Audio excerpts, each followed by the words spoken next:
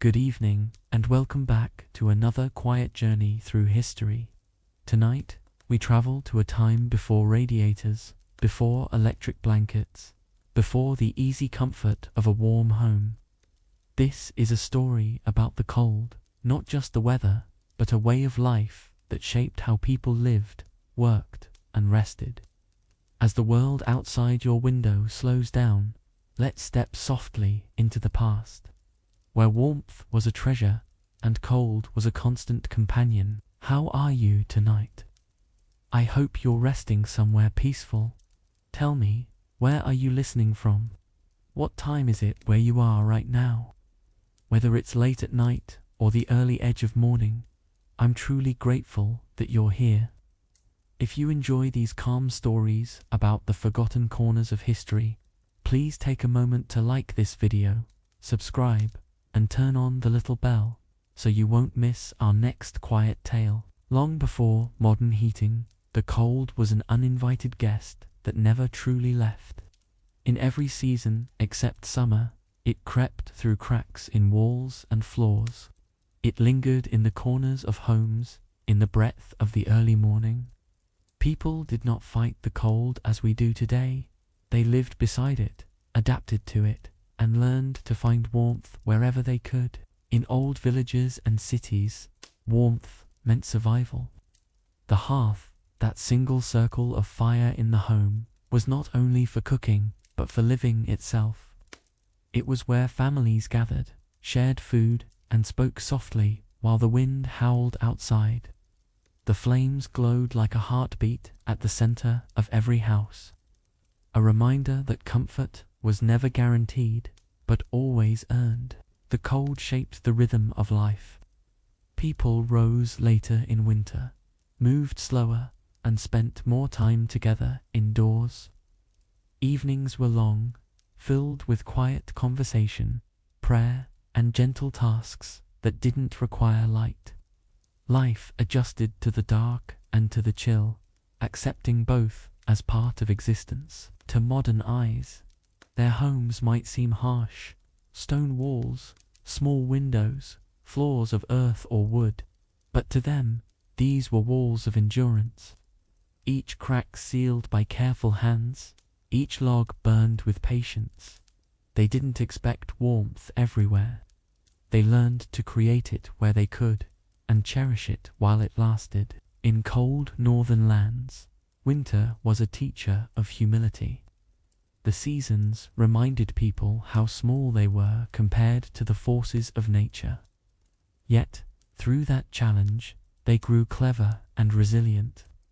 Warmth came not only from fire or cloth, but from unity, from family gathered close, from shared labor, and from faith that the cold would pass in time. A winter morning began slowly. The first person to rise, often a parent or servant, would rekindle the fire from the faint glow of last night's embers. There was a certain reverence in that act, knowing that the flame could fade if forgotten. It was not the fire itself that brought comfort, but the mercy of the Almighty who allowed it to give heat and light. As smoke curled upward into the rafters, the house would awaken. The smell of burning wood mixed with cool air and the sound of quiet footsteps. People wrapped themselves in wool or fur, their breath visible in the dim light. The day began not with rush or noise, but with stillness, the kind of peace that only cold mornings seem to hold. Children, elders, everyone understood that warmth had to be protected.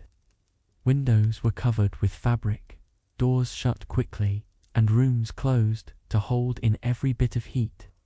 The fire was tended like something sacred, not worshipped, but respected, as one of the many blessings that the Creator had placed in the world for human use. As the day moved on, people learned to keep warmth close to their bodies.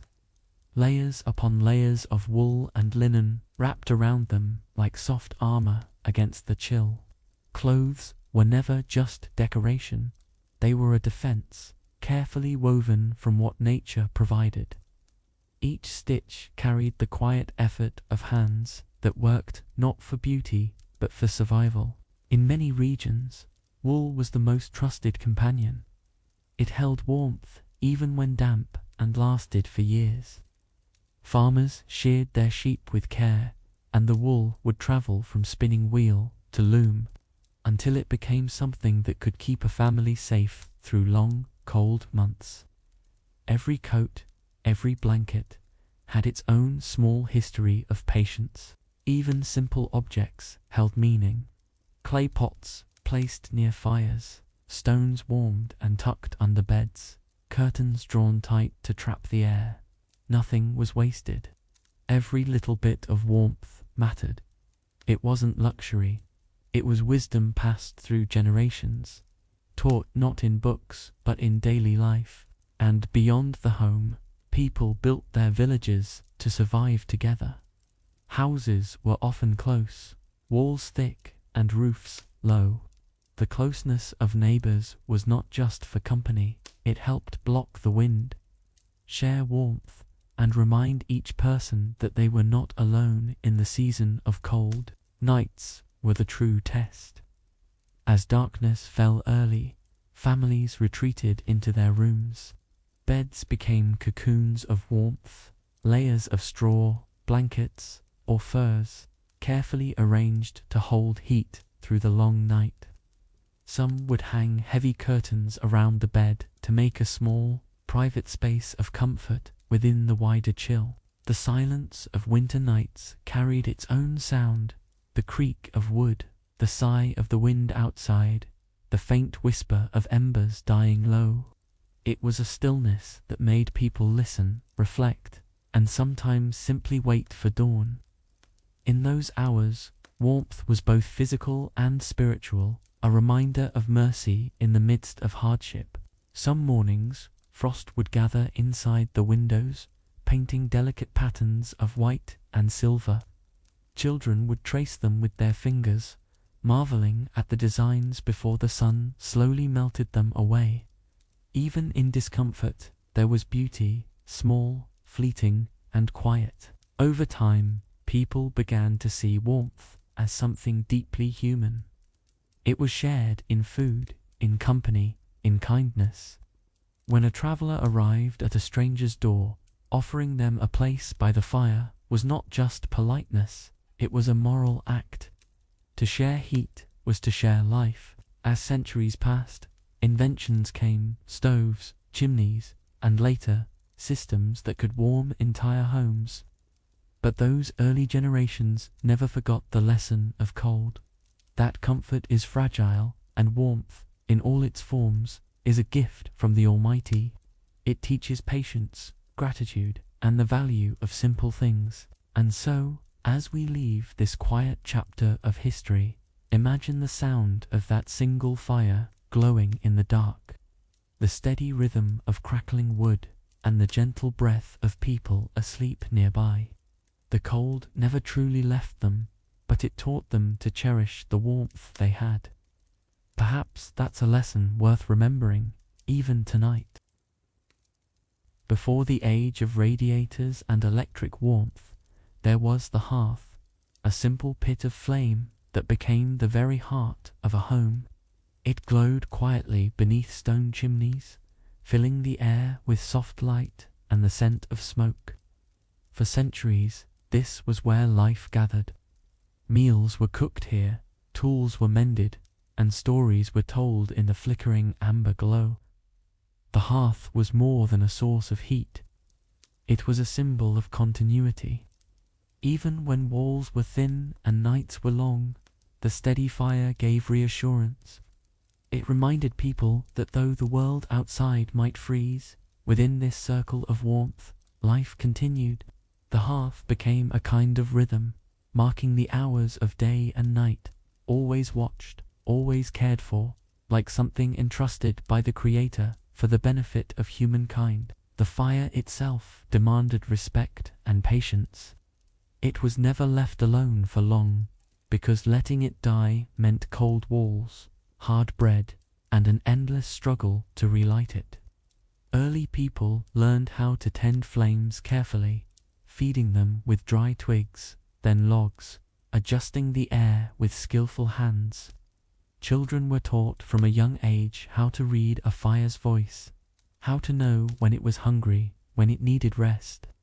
In that way, the hearth shaped family life, teaching mindfulness in every action. It turned ordinary moments, stirring a pot, drying boots, warming hands, into small acts of gratitude for the heat granted by the Almighty through the simplest of elements. Each region shaped its hearth differently, according to the resources around them. In colder northern lands, stone fireplaces were deep and wide, built to store heat long after the flames had faded. In milder climates, clay stoves and open braziers offered a gentler warmth, easy to move and maintain. Yet no matter the design, the principle was the same: gather heat, protect it, and share it. The hearth represented unity, a single point where every life in the home intersected. It was the first thing built when a house was raised, and often the last to go cold when a family departed. In its light, people found more than comfort. They found a kind of quiet reassurance that life was meant to be lived together, not apart. The work surrounding a hearth filled much of daily life. Keeping firewood dry was an art of its own. Logs were stored under eaves or inside sheds, carefully stacked so the air could move between them. In winter, when the world outside turned white and still, every sound inside the hiss of sap, the crackle of bark, became a reminder of warmth's fragility. Families learned to plan ahead. They knew exactly how many logs a night required, and which would burn slowest. Ash, oak, and birch each told their own story in the firelight. The hearth made planners out of everyone, reminding them that the cold rewarded only those who prepared with patience. Even the ashes, soft and grey, were not wasted. Once the fire burned low, the ashes were gathered and saved, used for soap making, cleaning, or protecting new fires from damp. Nothing from the hearth was discarded carelessly. To live with fire was to live in balance, never taking too much, never leaving it untended. This respect gave warmth a spiritual weight. The flame was a tool, a mercy, not something to control or worship. It was a reminder of how easily comfort could vanish, and how gently it must be cared for. In every culture touched by winter, that understanding carried quietly through generations. Evenings were when the hearth truly came alive, when the day's work was done and the world outside sank into darkness. Families gathered around the flame. Shadows danced on the walls as old tales were told, stories of ancestors, lessons learned, or quiet laughter shared between generations. The sound of crackling wood mixed with the rhythm of calm conversation, weaving warmth into the heart of the night. In that space, time seemed slower, kinder. The firelight softened faces, erased fatigue, and brought a sense of stillness. To those who lived then, a hearth was not background noise. It was the center of existence, glowing faithfully as the night stretched on. Travelers who found shelter by a stranger's hearth knew it as the truest form of hospitality. To be offered warmth was to be welcomed fully. Across continents, offering a seat near the fire meant you were safe, shielded from cold, hunger, and solitude. There were no grand gestures, only quiet generosity. A bowl of stew, a place to sit, the steady light of burning wood. The hearth connected people beyond family or wealth. It reminded them that warmth was something meant to be shared, not hoarded. That small act of kindness carried meaning that no wealth could replace, echoing a universal truth about the mercy of compassion. Children often fell asleep near the fire, lulled by the glow and the rhythmic sounds of evening. The soft pop of wood, the shifting coals, the faint hum of conversation, all of it created a calm that wrapped around them like a blanket. To sleep beside a hearth was to feel protected, safe, within the fragile circle of warmth that stood against the night's cold. Parents would watch quietly, adjusting blankets, ensuring no spark escaped. These moments of ordinary tenderness gave the hearth its lasting memory, not the size of the flame, but the peace it created in its light. In larger halls or simple cottages, the hearth's glow could transform a space. Its warmth drew people closer together. Its light revealed the texture of wood beams and the shimmer of cooking pots. The shadows it cast were deep, and the air itself seemed to hum softly with life. Long before electricity, firelight shaped how people saw the world around them, a living, breathing warmth that connected every home across centuries. The hearth was not simply a place. It was an atmosphere, one that made even silence feel alive. Through the fire, people learned to slow down. They sat longer, spoke less, and observed the dance of light and shadow. Every flicker reminded them of time passing, of day turning to night, of seasons coming and going. The hearth's flame was both ancient and new, steady and unpredictable. Watching it was like watching the pulse of life itself. There was something meditative in its simplicity, something grounding. It asked for nothing but care, and in return, it gave comfort. In a world without endless noise or distraction, this was the rhythm that kept hearts steady through the cold. As homes grew more complex, the hearth became an anchor around which entire rooms were designed. Walls and chimneys were built to draw smoke upward, and floors were laid with stone to guard against sparks. The furniture, even the very way people arranged their daily life, revolved around the quiet pull of the fire. In winter months, the hearth dictated everything: where one sat, how one slept, what one cooked, and when the day truly ended. There was comfort in this order, a balance between necessity and peace. When the world outside was harsh, the hearth's center flame gave shape to family life, marking a boundary between the cold wilderness and the warmth of belonging. In castles and cottages alike, the hearth united everyone under one element. Servants, masters, children, travelers, all found themselves drawn toward its glow at some point in the day. For a brief time, the distinctions of status seemed softer, the air equalized by the same gentle heat. It was one of the few places where silence felt natural and shared. Even the most powerful households could not command warmth. They had to tend it like anyone else. The hearth taught humility.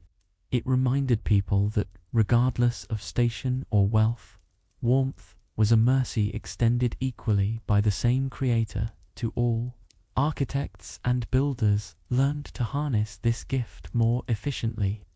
In colder regions, chimneys became broader, designed to capture and spread heat throughout upper floors. Some homes developed flues that redirected warmth to adjacent rooms. Others used clay or brick ovens that held their heat for hours, allowing families to cook, bake, and sleep near the same gentle source. These innovations were not born of luxury, but of gratitude and observation, ways to make the most of what had been provided. Each improvement showed how patience and intelligence, guided by purpose, could transform even the simplest of elements into comfort. The glow of the hearth also shaped human connection. The flickering light created a space where people felt safe to speak, to remember, to think. Many of the oldest songs, lessons, and tales were first told beside a fire. The light softened the sharpness of faces, the shadows offered privacy for emotion, and the slow rhythm of the flame set the pace for storytelling. The hearth became a quiet stage where culture itself was passed from voice to voice. It was here that children learned about the world, about honesty, patience, and thankfulness. lessons often whispered as the fire burned low.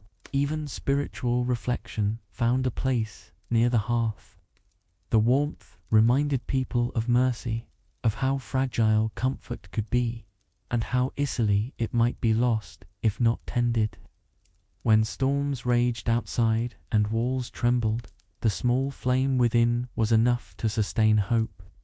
It wasn't worshipped, for it was only a creation among many, but it became a symbol of endurance, a reminder of the greater power that allowed such warmth to exist. To watch fire was to see a lesson in transience. It lived, it moved, it faded, yet it gave generously while it lasted. Fire's presence also changed how time felt. Evenings stretched longer, and the hours around the hearth were slower, deeper.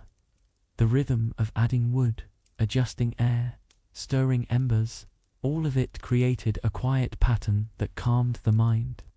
In that steady repetition, thoughts settled, and the noise of daily life softened. The fire's glow became a metronome for reflection, a companion to those who worked by hand or thought in silence. In those peaceful intervals, the world felt smaller, and life more understandable. Outside the home, entire communities relied on shared fires. In blacksmiths, forges, in bakeries, in workshops, the same principles of care and patience applied. Each flame had its own role. One softened metal, another baked bread, a third provided light for study. Fire was woven into the rhythm of work and sustenance. When people spoke of warmth, they did not mean only comfort. They meant the very process that shaped their existence. It was a living reminder that every good thing required maintenance, attention, and gratitude. The ashes of the hearth carried quiet symbolism, too. When fires died at night, the cooled embers were covered gently to preserve a spark for the morning. There was tenderness in that gesture, the act of saving warmth for another day, of believing that something small could be brought back to life. In that patient cycle of lighting, tending, and resting, people found stability. The hearth became an emblem of trust, that after darkness, light would return, and with it, warmth to the waiting world.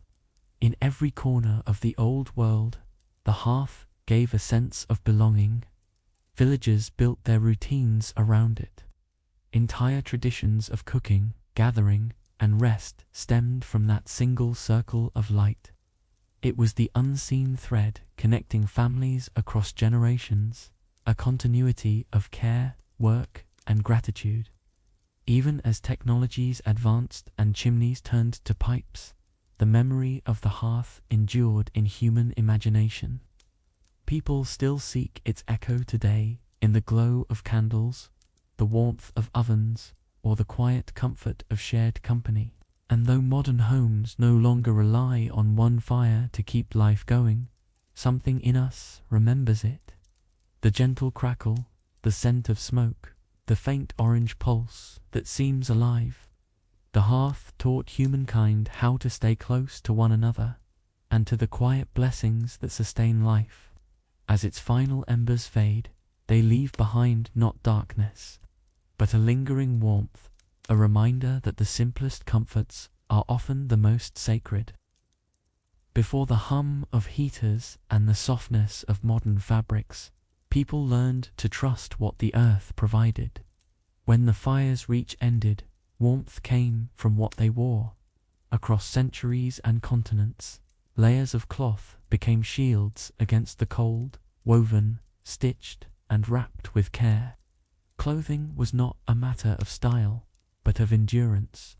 Every thread carried effort, every fiber a story of survival. In a world where warmth was never guaranteed, a well-made cloak could mean the difference between comfort and hardship. To wrap oneself in wool or fur was to carry a small personal hearth, a portable reminder that the Almighty had placed warmth even within nature's fibers. The making of those garments began long before winter arrived. In small cottages and village yards, Spinning wheels turned quietly as daylight faded. Women and men worked side by side, twisting raw wool into long, soft threads. The smell of lanolin filled the air, earthy and warm, while fires burned low in the background. From thread came fabric, and from fabric came garments that could endure season after season. It was work both ordinary and sacred, done not for wealth, but for the comfort of family.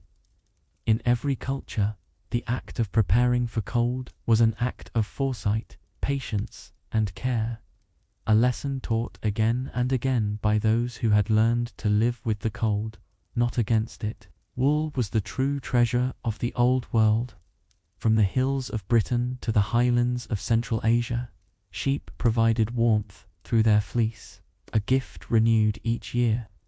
Wool had a remarkable quality. It could insulate even when wet, keeping the body warm through fog, rain, or snow. Shepherds knew this secret long before scientists explained it.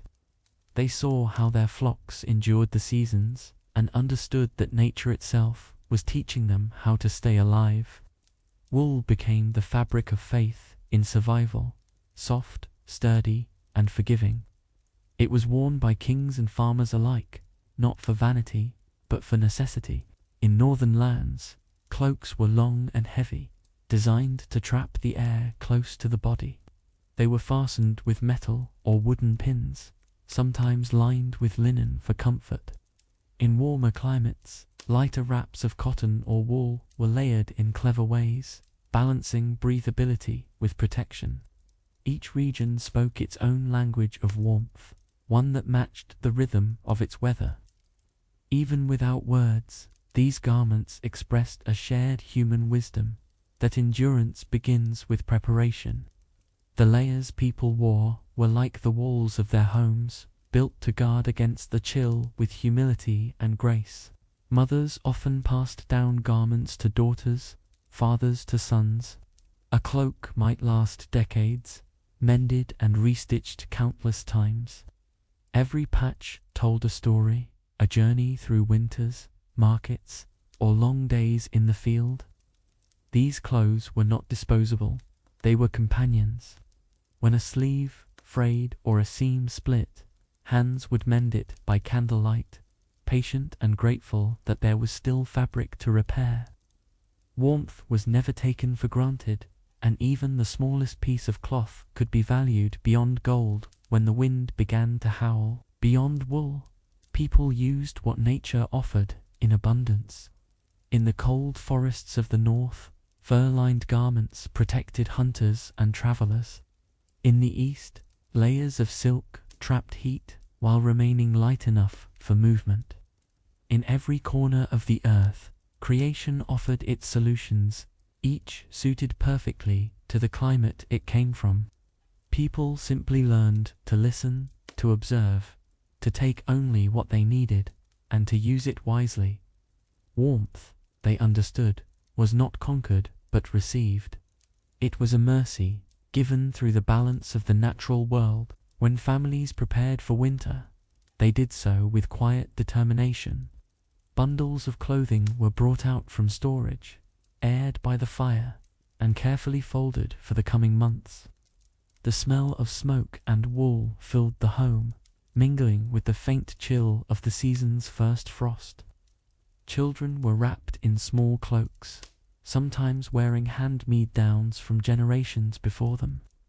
There was comfort in that continuity, in knowing that the same fabric which had protected a grandparent now guarded a child. In this way, warmth carried memory, linking the past and the present through the work of human hands. The act of dressing for the cold became almost ceremonial. Each layer added was a gesture of respect toward the season and its trials. First came the undergarments of linen, smooth and breathable. Then the wool, thick and textured, holding heat like a promise. Finally, the outer cloak, heavy, sweeping, and often smelling faintly of the hearth. To dress fully for winter could take time, but there was peace in the ritual. It reminded people that surviving the cold required both patience and mindfulness. To be warm was not simply a matter of comfort, it was a reflection of care and discipline. At night, these garments doubled as blankets. Cloaks were drawn close, boots placed near the fire, and hoods used to shield sleeping faces from drafts. In the dim glow of the hearth, the folds of wool seemed almost alive, breathing with the slow rhythm of rest. Some families shared coverings, layering what they had so no one was left exposed. In those quiet moments, warmth became a shared blessing, not an individual possession. It was a humble acknowledgement that survival was a collective effort, built on cooperation and compassion. Even in hardship, there was beauty in simplicity. The roughness of fabric, the faint creak of leather, the feel of warmth returning to fingers. These sensations grounded people in the present. They lived in closer conversation with the seasons, aware of every change in wind and sky. The layers they wore were like second skins, teaching endurance without complaint. And though centuries have passed, something in that quiet resilience remains familiar. Even now, when we pull a blanket around our shoulders or wear a favorite sweater, we're echoing an old truth. Warmth, once earned, always feels like home. As trade expanded across continents, fabrics began to travel further than ever before. Ships carried wool, silk, and linen between distant ports, linking shepherds and weavers from different lands. A cloak made in one village might carry threads that once grew thousands of miles away. Though people never met, they were connected through the quiet network of trade, through shared need, and shared gratitude for the warmth these fabrics could bring. In marketplaces, bolts of cloth became as valuable as spices or metals. They represented comfort, security, and skill. To touch soft wool after a long season of cold work was to feel the kindness of creation woven into something tangible. Every piece of fabric told a story of countless hands, all working in harmony with the gifts they had been given. Tailoring became an art of both precision and care. Garments were cut to fit the shape of the body and the movement of daily life. A farmer's cloak needed to withstand rain and mud. A traveler's wrap had to endure wind and dust. Each stitch reflected a small decision, a thought for the future wearer. The process was slow but deliberate. Nothing was made in haste. The tailor's hands guided the needle like a prayer, careful, steady, purposeful. In a sense, the act of making clothing was also the act of protecting life itself. The warmth it would offer was not just physical, but emotional, a comfort that reached the soul during long, cold nights. In colder months, the care of clothing became a shared household task. Cloaks were brushed free of snow, hung by the fire to dry, then folded with quiet reverence. The smell of damp wool was familiar and strangely soothing, a scent that carried both work and rest within it. Each garment required attention, for a single tear could mean a bitter night ahead. Needles were kept sharp, and patches saved for emergencies. These routines turned into rituals of patience, small, humble acts of preservation that shaped the rhythm of winter life.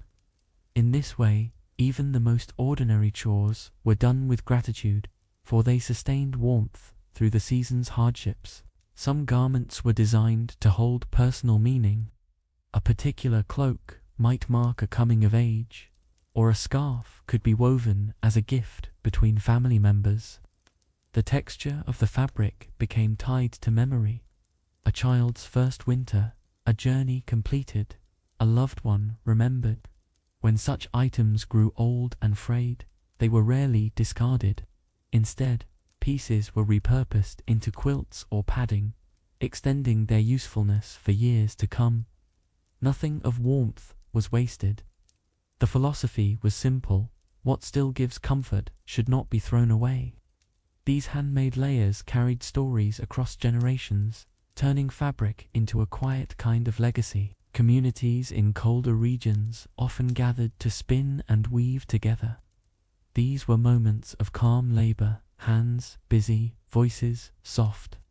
The rhythmic hum of the spinning wheel and the whisper of thread through fingers filled the air. As the wind howled outside, these rooms became small havens of human effort and companionship. Work was lighter when shared, and warmth felt stronger when built together. Through these gatherings, clothing became more than a necessity, it became a bond. The care put into each strand of yarn reflected a collective spirit of endurance and hope, a belief that together they could face the season ahead. Even the colors chosen for garments carried meaning. Earth tones, deep browns, and muted grays blended with the landscape, while warmer hues, ochre, rust, and crimson brought a sense of comfort to long winters. Natural dyes, drawn from plants and minerals, gave each fabric a unique tone. Over time, the colors would fade gently, softening like memories. People accepted this change without disappointment. The fading was part of life's rhythm, a sign that the garment had served its purpose well. Just as fires left ash, fabric carried the quiet beauty of age, reminding its wearer of both endurance and grace. When travelers set out on long journeys, their cloaks were their closest companions. Worn across mountains, through forests, and across frozen rivers, these layers of cloth bore witness to countless steps and storms. Travelers would sometimes wrap stones warmed by fire inside their cloaks before sleeping, capturing a few hours of borrowed heat. In this way, a simple piece of fabric became both protection and prayer, a small mercy against the vastness of the cold world. Many would return home with cloaks weathered and torn, yet filled with the quiet pride of survival. To hang a worn cloak by the hearth after a long journey was to celebrate not luxury, but endurance. Through all of history, warmth through clothing represented more than comfort. It reflected humility, an acknowledgement that even the smallest fiber could serve a great purpose. People knew that the materials around them were not mere objects, but blessings designed with wisdom. Wool, fur, linen, and silk each had their appointed role, suited perfectly to their climates. By learning to use them well, humanity showed gratitude, not mastery. This quiet understanding shaped not just fashion, but faith in daily provision. Warmth was not self-made, it was allowed, sustained by divine balance. In the quiet of winter nights, when snow pressed against the windows and the world fell silent, the feeling of a warm cloak was enough to remind a person that life continued gently. The crackle of the fire, the weight of wool across the shoulders, the softness against the skin, these sensations grounded the body and soothed the mind. They made endurance feel beautiful, not burdensome. The cold outside remained vast and indifferent, yet inside the folds of that garment, a small world of peace existed, calm, steady, and deeply human. And so, long before electricity and thermostats, people found their comfort through patience and skill. They wove their safety by hand, one thread at a time. Every layer they wrapped around themselves was a statement of hope that the cold would pass, that warmth would return, and that life, as always, would continue. In that gentle truth, the story of fabric becomes something larger than history. It becomes a reminder that warmth is not only found in fire, but in the careful work of human hands guided by gratitude. Long before insulation, vents, or radiators, warmth was designed into the very bones of a building. The houses, cottages, and castles of the past were not built with haste. but with a deep understanding of the seasons. Every wall, every ceiling beam, every curve of stone carried quiet logic. It wasn't beauty that guided their builders, it was survival.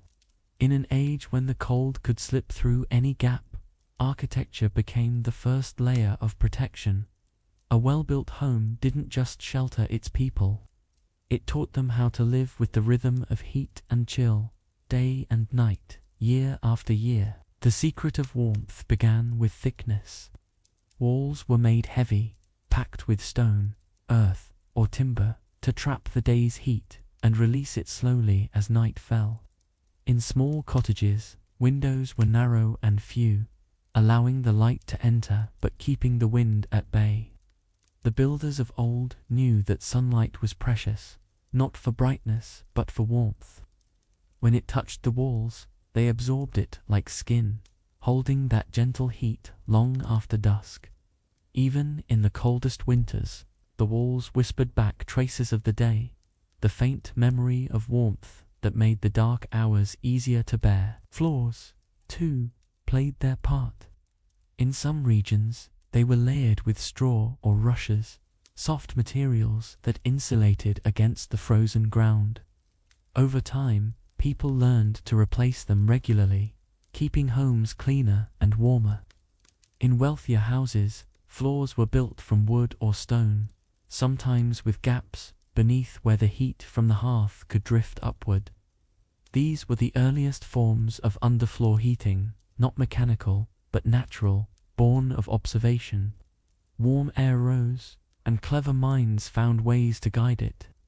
Even without blueprints or science, human instinct shaped spaces that responded to the body's simplest need, to stay warm. Ceilings were low for the same reason. In grand halls, heat vanished into the air above. But in small rooms with low roofs, warmth lingered longer. The design wasn't meant for show. It was meant for endurance. Builders understood that heat, like time, was something that moved upward and slipped away if not watched carefully. Families learned to keep to the smaller rooms in winter, closing off larger spaces until spring returned. The home became smaller, cozier, not empty, but alive in its careful boundaries. The cold outside was vast, but within those walls, every corner held intention. Windows told their own story of balance. Glass was rare and expensive for centuries, so shutters, animal skins, or oiled parchment were often used to keep the wind out. These materials softened the light, filling rooms with a gentle glow instead of harsh brightness. When the wind howled, shutters were pulled tight, sealing the warmth inside. It was never perfect, but perfection wasn't expected. Instead, there was respect, a quiet acceptance that warmth was something to guard, not command. In those moments, the smallest comforts became the most meaningful, the way sunlight slipped across a wall, or how a single candle made the air seem softer. In villages across Europe and Asia, homes were built in clusters, standing shoulder to shoulder. This closeness was no accident. It protected against storms and kept the streets from becoming wind tunnels. The heat from one home subtly supported another, shared through the narrow air between walls. Even the way roads curved, winding gently instead of running straight, was a kind of sheltering design. People lived not apart from their environment, but in conversation with it, shaping their buildings to fit the world's breath, not fight against it. Some of the earliest architectural warmth came from beneath the earth. In ancient times, families dug their homes partially underground, using the soil itself as insulation. Earth walls held steady temperatures, cool in summer and warm in winter. These dwellings were quiet places, lit dimly, but steady and safe. Even thousands of years later, the same principles guided builders who sought stability using nature's balance as protection. It was a wisdom learned not from theory, but from long observation and gratitude for what creation already offered. Castles and fortresses, grand though they were, struggled against the cold more than most homes. Their stone halls echoed with draughts, their windows open to wind and fog. Yet even there, warmth found its place. Thick tapestries hung on walls, trapping air and softening the chill. Heavy curtains enclosed beds, turning them into small, private shelters. Beneath the floors, servants kept fires alive to warm the chambers above. The grandeur of the space mattered little. The same basic truth remained. Without care, warmth faded, no matter how great the walls. In rural cottages, the heat of the hearth was used with incredible efficiency. Builders placed fireplaces at the center of the house so that every wall could share its warmth. Chimneys were narrow, pulling smoke upward but leaving enough air to circulate the glow.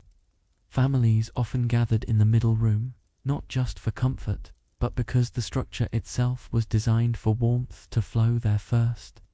The home became a kind of living system, breathing heat from its heart outward.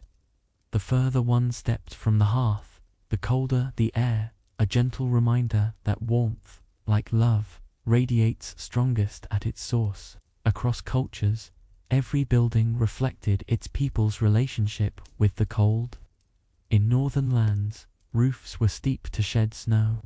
In deserts, walls were thick to hold out the heat by day and keep it in by night. Architecture, at its core, was an act of understanding, a way to live with the Creator's balance instead of fighting it.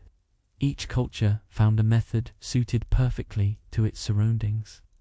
The result was not only survival, but harmony. Homes that felt alive because they worked with, not against, the world that shaped them. When night settled and frost began to creep across the land, the architecture of warmth revealed its quiet genius. The thick walls held the heat long after the fire burned low, and the ceilings, darkened by years of smoke, caught and reflected the faint glow of embers. Families would sit close to those inner walls, feeling the slow pulse of stored warmth radiating through stone. There was peace in that silence. The sound of the wind softened, the fire's light moving gently against the walls. A home in winter became more than shelter. It was a body that breathed, holding heat like memory, steady and alive. The knowledge that created such homes did not come from books, but from centuries of living in rhythm with the earth. Builders studied wind and shadow, learned where the sun lingered longest, and shaped their homes accordingly. Doors faced away from the strongest winds. Roofs sloped just enough to carry rain away without losing warmth. Each decision, however small, carried generations of wisdom. A simple cottage built with understanding could stand for centuries, its walls never forgetting how to keep its people safe. There was humility in such work, the belief that skill was a form of gratitude, and that care in building was a duty owed to those who would one day live within those walls. Communities shared this knowledge like inheritance. When a neighbor built a new home, others gathered to help lay stone or lift beams, passing down small lessons in warmth, where to place a window, how to seal a roof, when to open vents to dry the air. In helping one another, they preserved not just technique but trust. A well-built home was a service to the entire village, keeping the cold at bay for everyone. When winter arrived, and smoke rose from every chimney at once, the whole settlement seemed to breathe together. The design of homes was also the design of community, strong, enduring, quietly unified. Within the walls, architecture shaped how people lived and spoke. The hearth's position determined where families gathered, how they ate, and even how they prayed.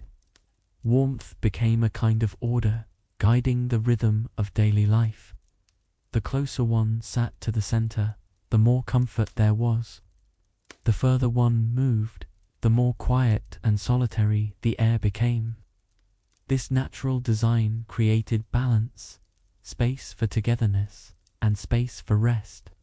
Homes were not large, but they were complete. They offered safety, purpose, and a reminder that every comfort began with intention. Even the materials carried meaning. Stone gave strength and patience, wood offered warmth and flexibility, clay balanced them both. Builders treated their materials with respect, taking only what they needed and returning what they could. They understood that true warmth came not only from fire but from restraint. Waste was a form of arrogance, and balance, a form of gratitude. Each home, no matter how humble, reflected this quiet reverence. When people stepped inside, they felt the care built into every surface.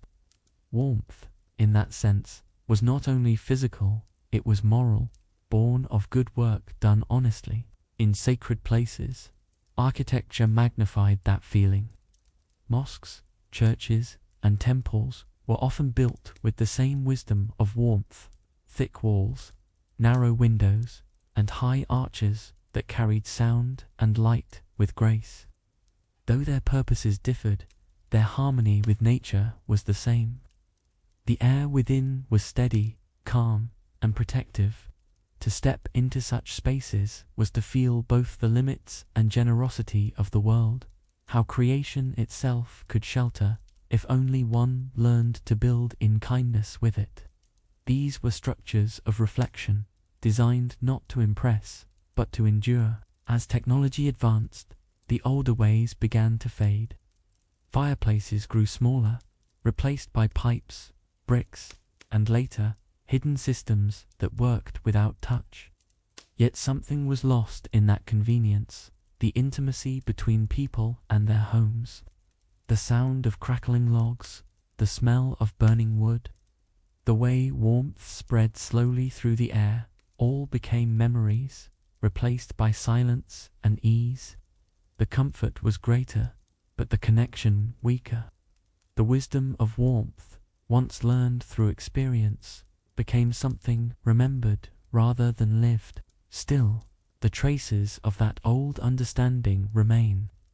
In rural houses and mountain villages, builders continue to honor the designs of their ancestors. Thick walls, centered hearths, small windows facing the sun, all these choices still whisper the same truth.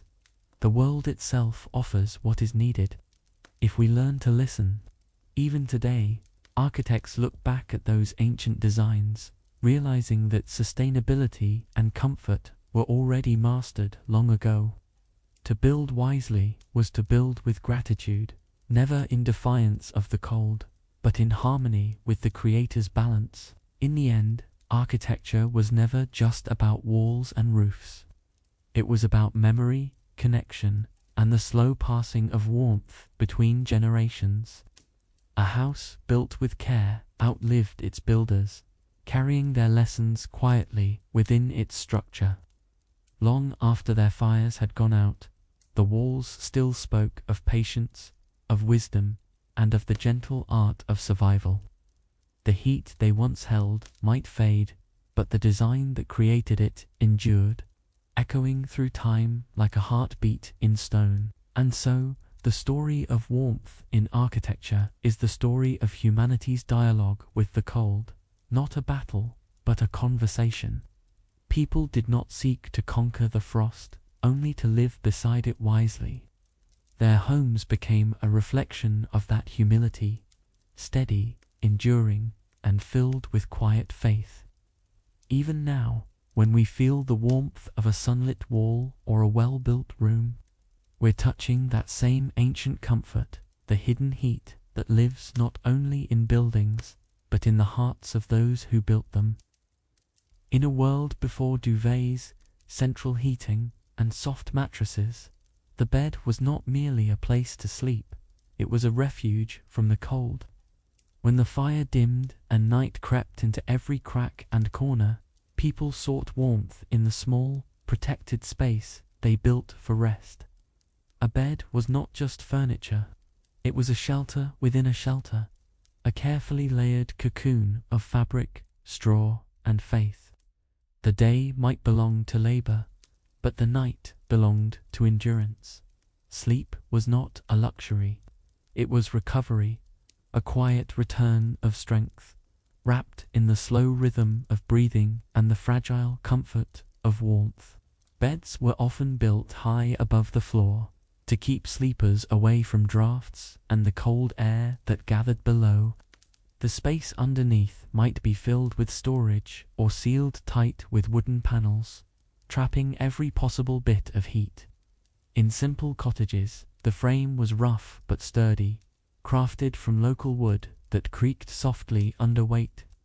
In wealthier homes, beds were works of craft, carved, canopied, enclosed, but the purpose was the same.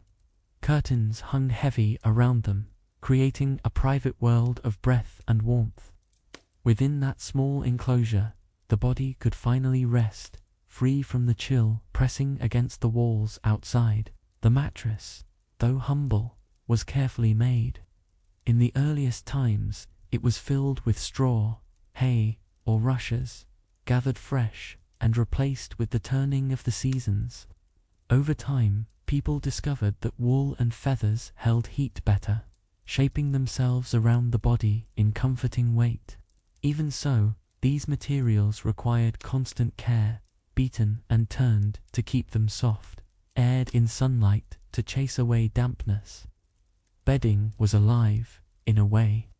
It required the same attention as fire, tended gently, renewed regularly, and never taken for granted. Blankets were treasures, layered in thick folds. The heaviest rested on top, trapping warmth beneath their weight, while lighter ones lay closer to the skin. Families often shared what they had: old cloaks, repaired quilts, woven cloths patched from years of use. The warmth they offered was more than physical. It carried memory, the scent of smoke, the trace of hands that had sewn and mended through countless winters. When one pulled those blankets close, it was like being held by the work of generations before them. In that sense, sleep was not solitude. It was connection, gently folded into layers of care. In cold climates, families often slept close together for warmth. Parents, children, even grandparents might share a bed or sleep side by side on straw mats. It wasn't a sign of poverty, it was wisdom. Body heat was precious, and together it could chase away the harshest chill. To sleep near one another was both practical and comforting. The slow, steady rhythm of shared breathing became the music of safety. The warmth that passed between them was not only from the body, but from the quiet reassurance of belonging. In grander homes, beds could be entire chambers in themselves. Curtains of velvet or heavy wool enclosed the sleeper completely, blocking out drafts and muffling sound. Some even had small foot warmers, metal boxes filled with embers, slipped beneath the covers to take the edge off the cold. Yet even in luxury, the principle was the same. Warmth was something to preserve, to build carefully, to guard through the night. Whether in a castle or a cottage, the darkness outside was always the same, and every flicker of heat was precious. Pillows were a later comfort, at first simple sacks of straw or wool, later filled with softer down. Their purpose was not indulgence, but insulation. They lifted the head away from the chill of the air, keeping breath steady through the long hours of sleep. Sometimes herbs were mixed into the stuffing, lavender, mint, or dried rose, not as magic, but for scent and calm. These natural touches made the bed not just a place of rest, but of peace. The same creator who gave the cold its purpose had also placed in the world small remedies for it: warmth, fragrance, and the comfort of rest. When the winds outside grew stronger, the night had its rituals. The fire was banked, the door sealed, and the last ember inspected carefully. Then came the slow climb into bed, wrapping oneself layer by layer. The sound of settling straw, the faint creak of wood, and the sigh of a heavy blanket falling into place marked the end of the day. For a few hours, the world could fade. The mind slowed, the air grew still, and even the cold seemed to pause, unable to reach the quiet center of the bed. Beds were not always for sleeping alone.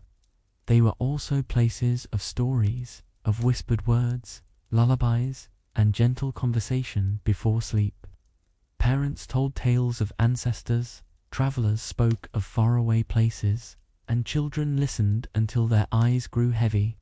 The soft darkness between blankets became a world of imagination and memory. The fire outside the curtains glowed faintly, casting shadows that danced like dreams across the fabric.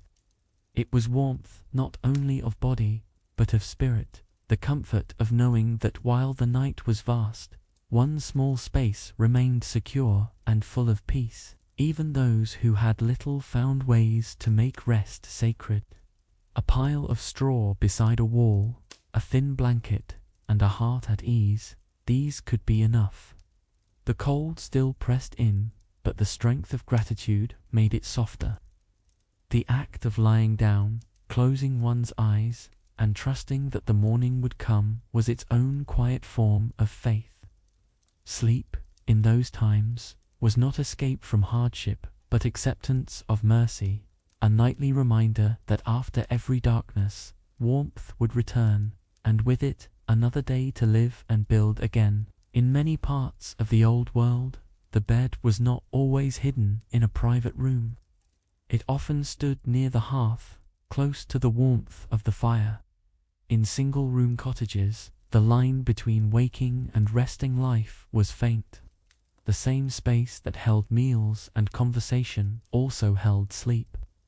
At night, the flicker of the last coals threw dim light over resting faces, and the air smelled faintly of smoke and wool.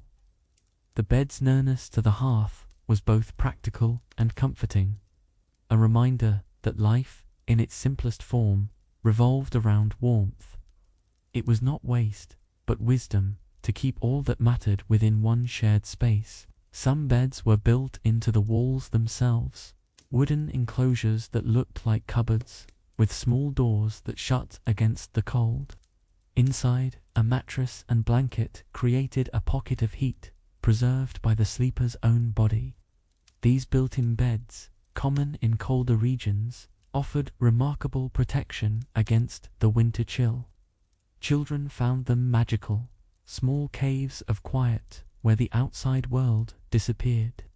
Within their narrow wooden walls, time seemed to slow, and dreams felt safer. These cozy enclosures reflected a deep human instinct, the desire to create shelter within shelter, to make the night feel less vast and lonely. In places where winters grew harshest, families often relied on shared bedding. Brothers and sisters would lie side by side, sometimes with animals kept nearby for extra warmth. The body heat of a cow or sheep, resting behind a wall, could make the difference between comfort and shivering. This closeness was not hardship, it was harmony. Every living creature, every breath, contributed to the fragile economy of warmth that sustained the household. In this simple arrangement, people learned one of the oldest lessons of survival, that warmth grows stronger when shared, and that care, not isolation, keeps life alive through the coldest nights. Morning came quietly to such homes. The first light slipped through small windows, catching the faint mist of breath in the cold air. The fire, now a bed of grey ash, waited to be coaxed back to life. Slowly, blankets were folded back, and feet met the chill of the floor. The shock of that first touch of cold was sharp, but it carried purpose. It reminded everyone that the world beyond the bed still waited, demanding motion and effort. The day's warmth would have to be rebuilt from the beginning. In that cycle of rest and renewal, people found rhythm and humility, a steady reminder that comfort is not permanent, but earned again each morning. Bedding was precious enough to be named among a family's most valuable possessions. Quilts were listed in wills, passed down like heirlooms. Each layer carried the labor of hands long gone, stitches made by candlelight, seams tightened during storms, patterns chosen not for beauty but for function. Over time, these handmade works became symbols of care. To sleep beneath such a blanket was to be covered not only by fabric, but by history. Even when threadbare, these old coverings were mended again and again, not out of necessity alone, but out of affection. Warmth, after all, was love made visible. In some places, beds also carried social meaning. The larger or more elaborate the structure, the greater a household's status appeared. Yet, for most people, the value of a bed lay not in its design, but in its quiet reliability. A soft place to rest, protected from the cold, was more precious than gold. Guests were often offered the best bedding available, an expression of generosity and respect. To provide warmth for another traveler or friend was one of the purest acts of kindness. It required no wealth, only the willingness to share what comfort one had been given. Children often found their earliest memories tied to these spaces: the smell of wool, the muffled voices of adults, the sound of wind beyond the walls. For them, the bed was the center of the world. It was where fears faded, where stories began, and where love took its gentlest form in the quiet act of being covered, of being safe. Many of those children, when grown, would build the same kind of comfort for their own families. The pattern repeated endlessly, generation after generation, as if the memory of warmth was written into the heart of every human home. Seasons changed, and so did the materials of sleep. In warmer months, heavier blankets were replaced with lighter cloth. Beds were moved closer to open windows, welcoming night breezes. But the idea remained the same. The sleeping place adapted to the rhythm of the world, never against it. There was no attempt to separate comfort from nature, only to live gently within its cycle. In the balance of heat and cool, people learned moderation, patience, and respect for what had been given to them. Travelers, too, found rest in the simplest arrangements. An inn might offer a straw mattress, a rough blanket, and a small candle, nothing more. Yet after a day of walking or work, it was enough. The warmth of stillness, the relief of lying flat, the quiet hum of nighttime, these were luxuries in their own right. Sleep turned even the humblest space into a sanctuary. It required no decoration, only stillness, and trust that the darkness would pass into light once again.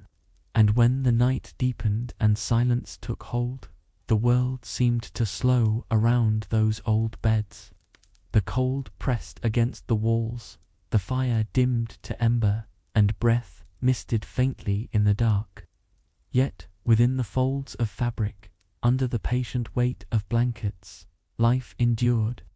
The bed, like the hearth and the cloak before it, stood as a symbol of care, proof that even in a world ruled by cold and shadow, warmth could always be found, not by force, not by invention alone, but through gentleness, gratitude, and the quiet mercy that allowed every morning to begin again. Long before machines and heaters, the warmth that kept people alive often came not from fire or fabric, but from motion. Work itself was a quiet defense against the cold. The body, always moving, always creating, became its own source of heat. From the first light of dawn until the quiet of dusk, life in the old world was shaped by rhythm, the swing of an axe, the turn of a wheel, the steady lift and fall of hands that never rested for long. It was not only labor, it was survival. Movement was warmth, made visible, the proof of life continuing even in the bitter heart of winter. Farmers were among the first to greet the cold mornings. Their breath misted in the air as they stepped outside, boots sinking into frozen soil. Every task, milking animals, gathering firewood, mending fences, demanded motion, and that motion became comfort. The work was constant, but so was its reward. The more one moved, the less the cold could take hold. Even simple chores became a kind of shield against frost. And when the body finally rested, the warmth left behind lingered like a quiet blessing earned through honest effort and steadiness of heart. In workshops and forges, the air shimmered with heat. Blacksmiths stood before glowing coals, shaping iron that softened only under the most intense warmth.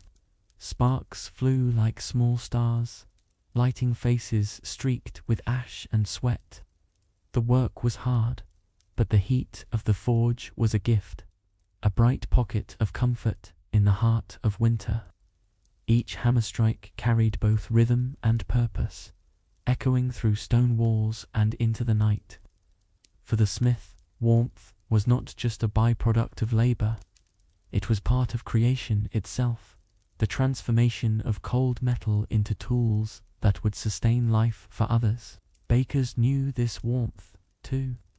Their ovens, built of brick and clay, radiated gentle heat that spread through every corner of their shops.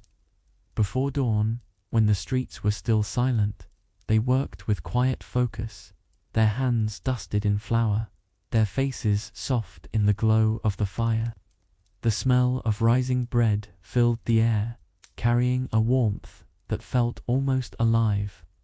When loaves were pulled fresh from the oven, their steam rose like a morning prayer, a simple offering of gratitude for sustenance and heat. In those moments, work and mercy felt indistinguishable. The act of creating nourishment also created warmth, binding the two together as one. Inside homes, the same truth held. Women spun wool beside the hearth, their fingers moving in steady rhythm as the fire murmured nearby. Children carried water or wood, learning early that motion kept the cold away.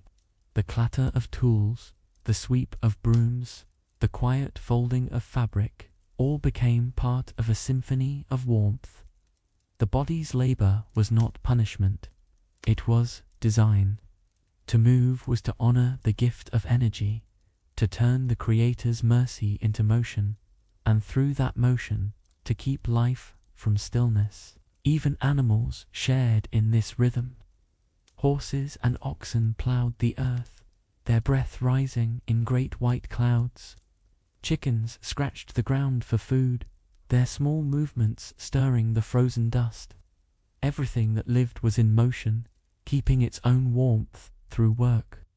Nature itself seemed to hum with quiet determination, each creature performing the task it had been created to do.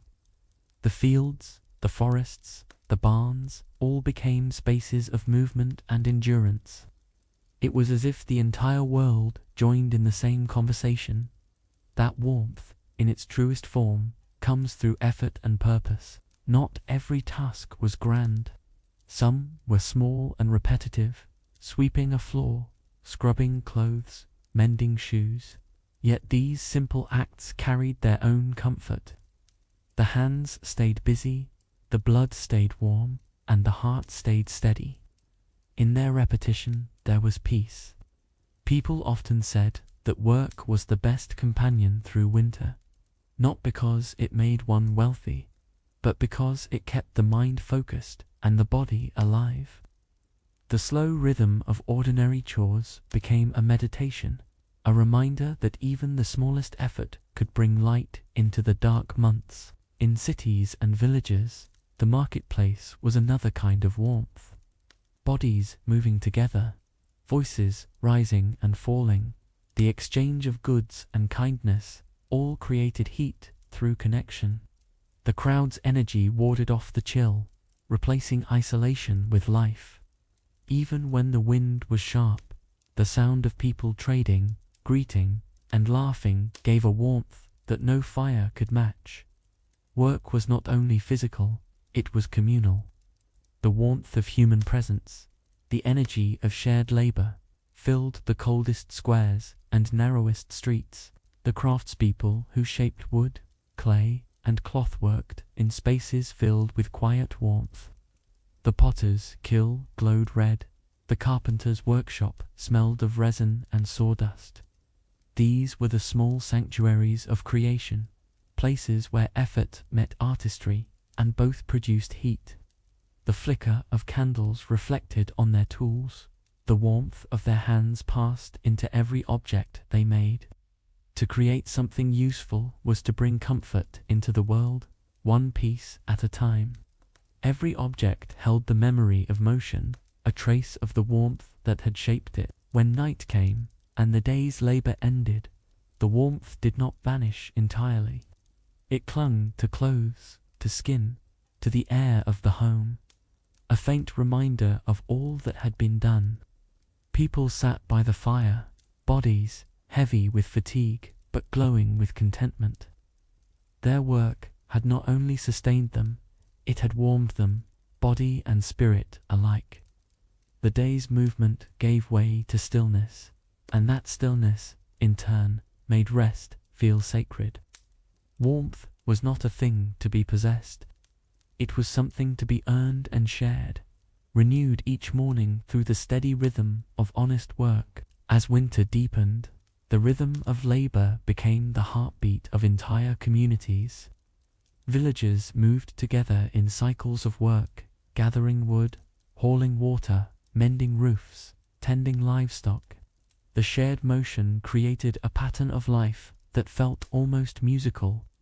Each person's task contributed to the whole, and in that unity, warmth multiplied.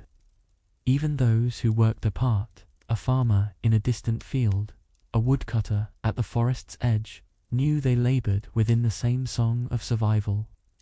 The movement itself was a form of prayer, silent but sincere, expressing gratitude for the strength still present in their hands. Work, in its purest form, carried dignity. It reminded people that the body was created with purpose, not to be still for too long, but to serve, to move, to build. The warmth that came from effort was different from any fire. It burned inward, steady and bright. A blacksmith's arm, a washerwoman's shoulders, a farmer's stride, all bore the marks of a life lived in motion. These were not signs of burden, but of devotion. Through labor, people stayed connected to the world and to the mercy that allowed them to continue. Even children joined this rhythm of warmth. Their chores were lighter, feeding hens, carrying small bundles of wood, sweeping paths, but their laughter filled the cold air with life. They learned early that work was not a punishment, but a path toward comfort. The movement of small hands helped the family's fire burn longer, the home stay cleaner, and the days feel shorter. Their energy was its own kind of heat, bright and fleeting, reminding everyone that effort, when shared, brought joy as well as survival. Movement also shaped time itself. Days felt shorter when filled with work, and winters passed more gently when marked by rhythm. The steady repetition of tasks gave meaning to each sunrise and sunset.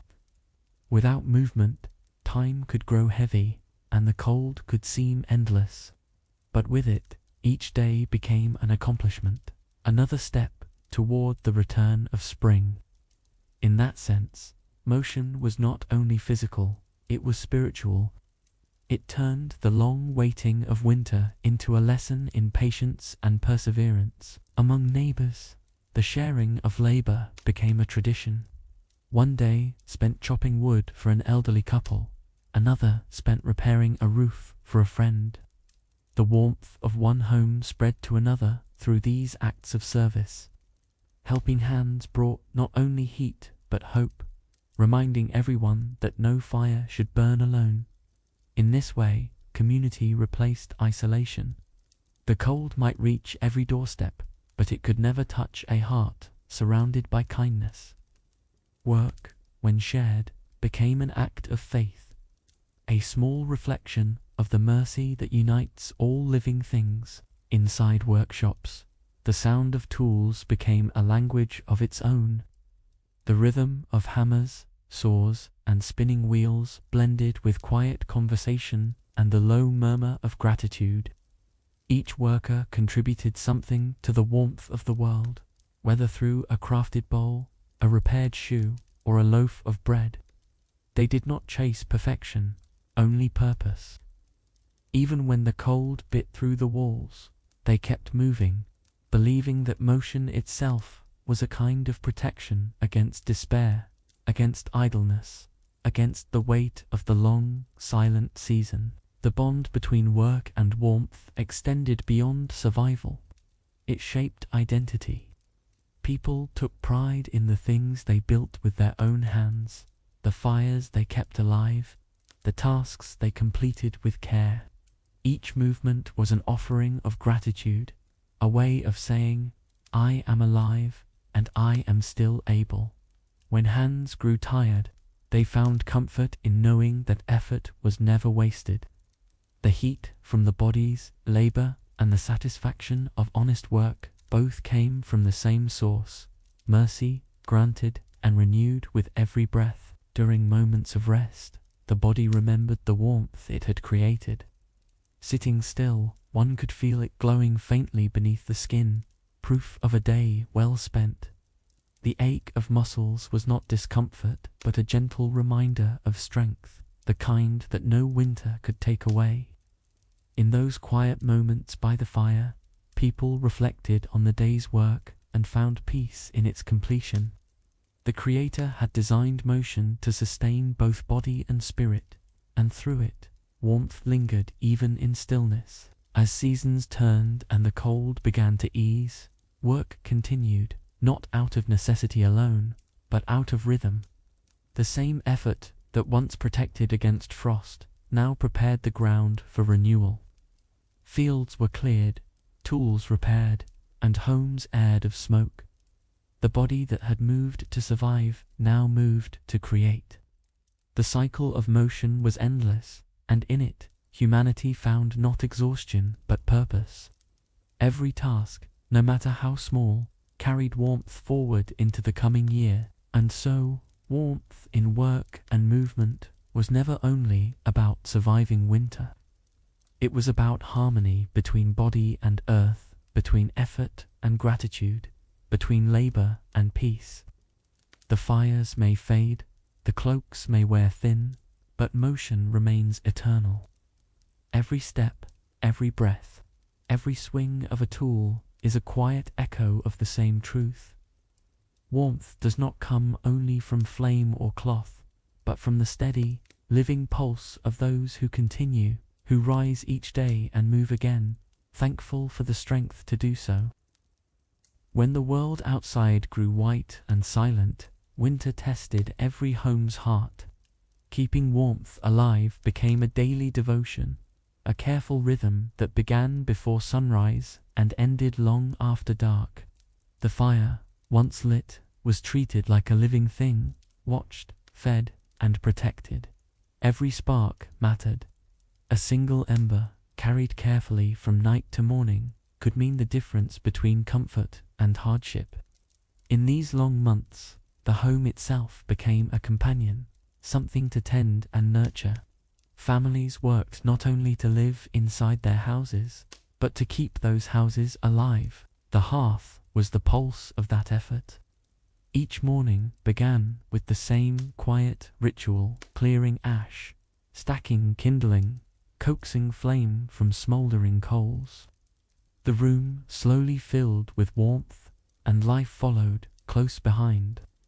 Children stirred from their beds, the scent of smoke rose gently into rafters, and the chill retreated just far enough to begin the day. It was a small victory repeated countless times, a reminder that persistence, more than strength, sustained survival. Those first sparks of fire were prayers in motion, signs of mercy renewed with each dawn. But warmth did not stop at the hearth. Every part of the home contributed to its endurance. Curtains were drawn, doors sealed, cracks stuffed with straw or cloth. Families worked together to trap the heat they had built, knowing how easily it could slip away. The humblest materials became allies: wool, clay, wood, and ash, each with a purpose, each holding a quiet wisdom shaped by centuries. The fight against the cold was not loud or dramatic. It was patient, deliberate, and kind. The cold could never be defeated completely, but it could be managed with understanding and care. Ash itself was part of this quiet protection. It lined the base of fires to control their heat, insulated cooking pots, and even filled small cloth bags used as hand warmers. The same ashes that marked the end of one day's flame prepared the way for the next. In this cycle of burning and renewal, nothing was wasted. It reflected a truth people once knew deeply, that warmth is borrowed, not owned. Fire belonged to the world, and humans were only its temporary keepers. To keep it alive was to show respect for the balance that made life possible. Walls, too, played their role. Thickened with mud, hay, or stone, they absorbed what heat they could and released it slowly back into the air. Builders learned how to place homes where the sun could strike longest, and trees could break the northern wind. Windows faced the morning, letting in light even on frozen days. The home was built like a body, each part serving another. Walls like skin, doors like lungs, chimneys like veins, carrying warmth through the structure. It was simple, yet profoundly wise. People did not just live inside their homes, they lived in partnership with them. In the evenings, the work shifted from motion to maintenance. Logs were checked, firewood restacked, and embers buried under ash to preserve them overnight. The home entered a kind of sleep, still alive but resting. The faint red glow from the hearth was a comfort, proof that the flame still breathed, waiting for morning. Children often watched the coals dim before bed, fascinated by how something so small could hold such power. It was a lesson taught without words, that even quiet things could endure if cared for gently. Water was another challenge of winter life. In the coldest regions, wells froze and rivers slowed to ice. People learned to keep buckets indoors, near the hearth, where the warmth could keep them usable. When snow fell, it was gathered and melted for washing and cooking, a small act of resourcefulness that turned hardship into sustenance. The home adapted constantly, bending to the season rather than breaking against it. In this way, warmth was not just a comfort but a form of intelligence, a collaboration between human patience and divine provision. Food, too, was tied to the home's warmth. Ovens and stoves became central tools, their heat not only baking bread but drying clothes, warming rooms, and softening the air. The smell of cooking filled every corner, mingling with wood smoke and the quiet hum of life indoors. Mealtime was more than nourishment. It was renewal. The fire fed both body and spirit, giving strength for another day in the long rhythm of cold. Gratitude became part of every meal, a quiet acknowledgement that warmth, food, and family were all connected by the same unseen mercy. In some regions, people built ingenious tools to extend warmth's reach. Clay pots filled with coals were carried from room to room, while metal pans filled with embers slipped beneath beds before sleep. These small inventions made the night gentler, softening the edge of frost. They were reminders that ingenuity did not always require grand discovery, only observation and care. Through generations, people learned how to stretch every bit of heat further, sharing it like a precious inheritance. And when storms came, When the wind rose and snow sealed the doors, families retreated deeper into their homes, drawing close together. They told stories, sang quietly, or simply listened to the wind pass. The home creaked and sighed, but stood firm. Every sound was familiar, every shadow comforting. In those moments, survival was not only about heat, it was about faith, patience, and the shared belief that the world outside, however fierce, would soon soften again. The home endured, and with it, the people inside. As the days shortened and sunlight weakened, keeping a home warm became less about strength and more about rhythm. Each family member had a role in this quiet dance, the gathering of wood, the tending of the hearth, the sealing of windows, the sweeping of soot. The house itself seemed to respond to their care. The smell of smoke settled into its beams. The soft crackle of burning wood echoed through its walls, and a faint glow pulsed behind every shutter. In the deep stillness of winter, that pulse was life itself. The home was not just a shelter of wood and stone, but a vessel for human warmth, shaped by gratitude and patience. In many villages, neighbors shared their heat when times were hard. A family whose chimney had gone cold could bring embers from another house, carried carefully in covered pots.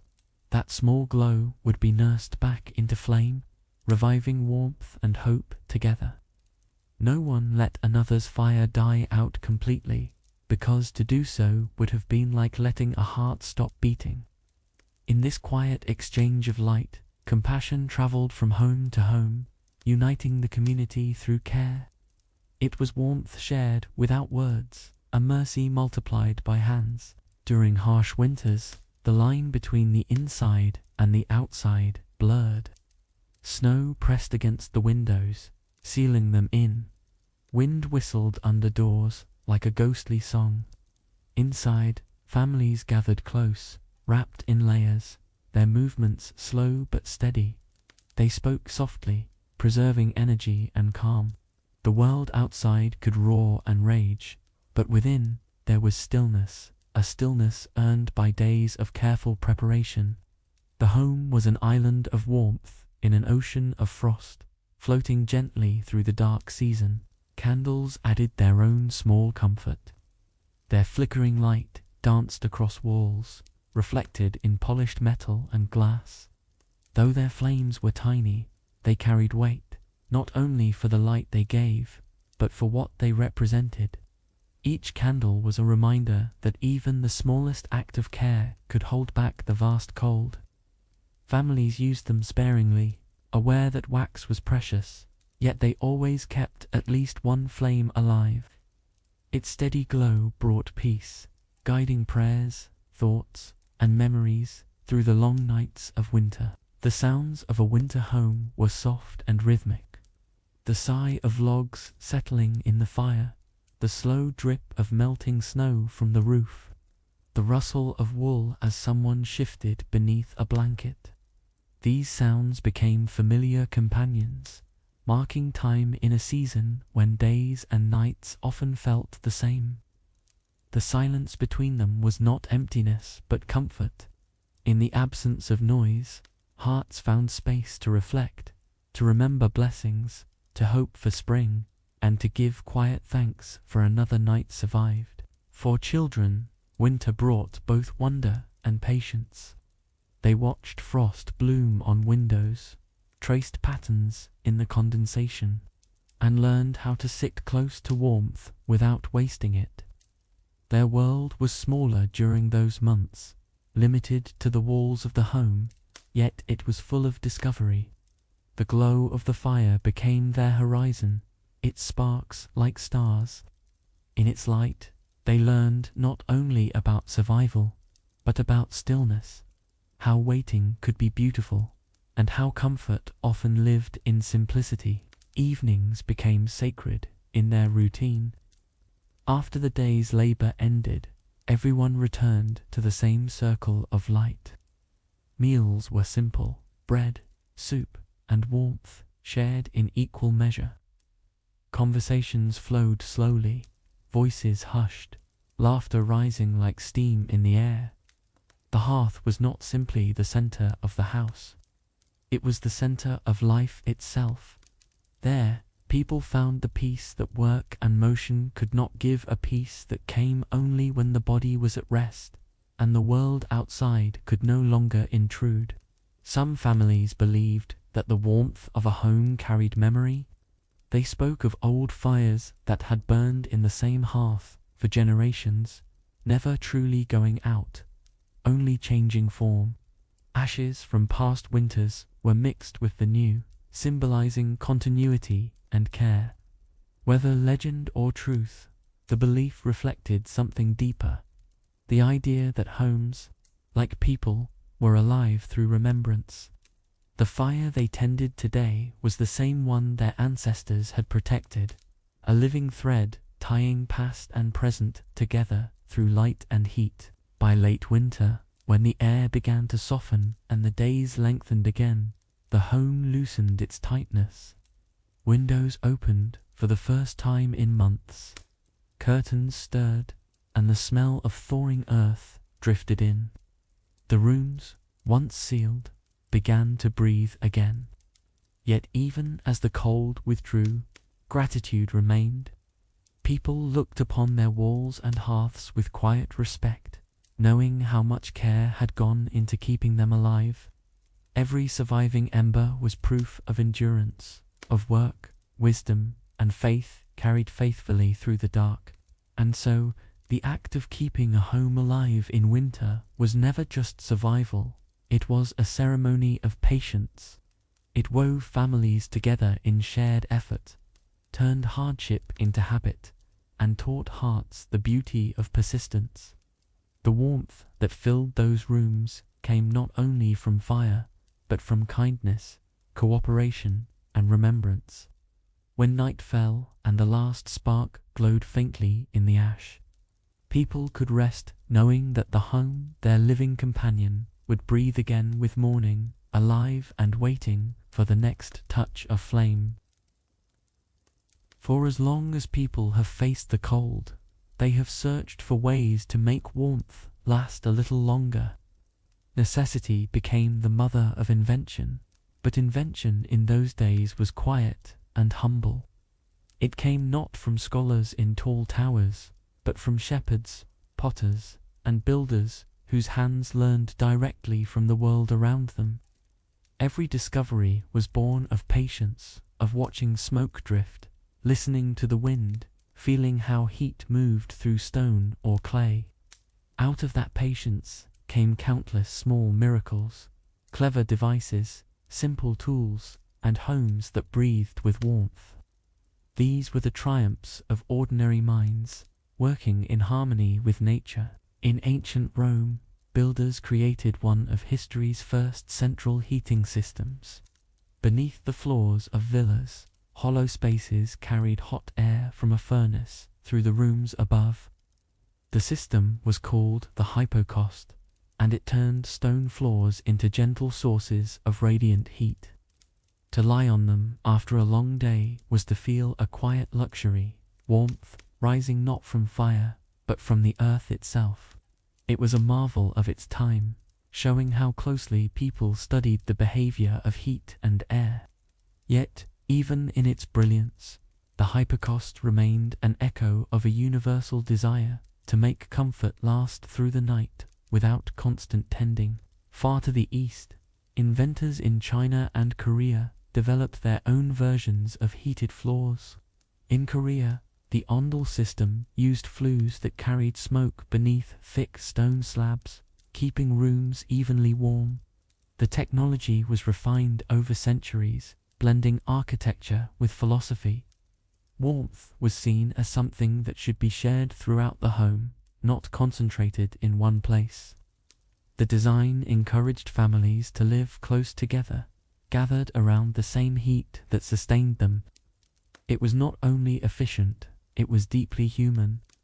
The floor itself became a quiet reminder that comfort grows when it spreads outward. In colder corners of Europe, The stove became the symbol of human ingenuity.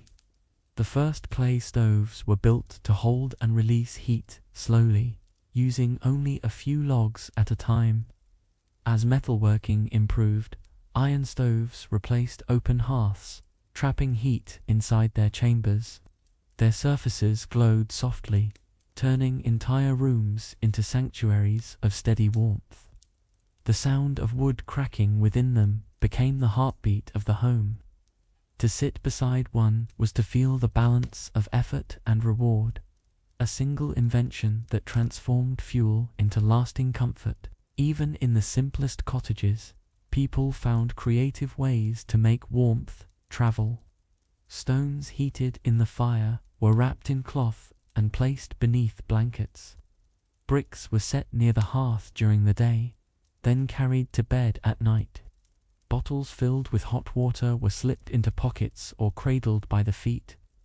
None of these methods required wealth or knowledge, only observation and care.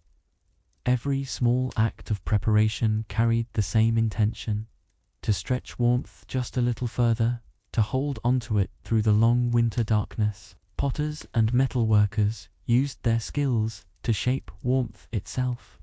They crafted tiles that stored heat, kettles that held it, and cooking pots that released it slowly into the air. These were not luxuries, but lifelines. A well-made pot could mean a warm meal, a dry house, a comfortable night. Each object was built with purpose, and each design reflected the maker's understanding of how heat moved, how it breathed, how it could be shared without waste. Their creations were works of devotion disguised as craft, the quiet genius of those who built comfort for others. Even glass, when it became more common, served as a tool of warmth. Windows allowed sunlight to enter while trapping heat inside, a simple principle that changed the way homes felt. In northern climates, people learned to orient their houses toward the rising sun, letting its light pour through panes to warm the air. Curtains were drawn at dusk to keep that warmth from slipping away. These small adjustments turned ordinary homes into living instruments designed to capture and hold the day's light. Warmth became both science and art, a dialogue between the human hand and the natural world. Ingenuity also appeared in clothing. Over time, people learned how to layer fabrics so that air, invisible yet vital, could become insulation.